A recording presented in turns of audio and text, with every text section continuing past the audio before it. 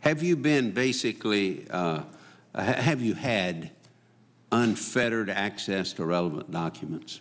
With regard to certain records, we have only gotten them after the Attorney General or the Deputy General have made a After you had to jump through a lot of hoops, right? After we had to get a letter from them to the component informing them that they had the permission to give us the Do you know if your fellow Inspector General, say at the Department of State, the Pentagon, or Agriculture, or you name it, Commerce, do they have to jump through these hoops to do that?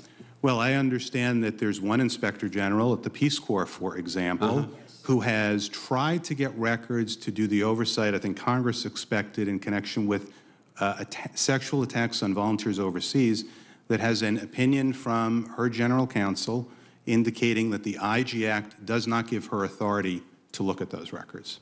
Have you thought about whether or not perhaps we need to address this legislatively, to be direct on this to secretaries, and Attorney General, whoever, that they must furnish unfettered access to documents? Otherwise, you can't do your job. I think it's critical that Inspectors General have that ability to make the decision for themselves, and legislation obviously would clear it up entirely, and it's a relatively small fix, understanding legislation's always difficult to get enacted.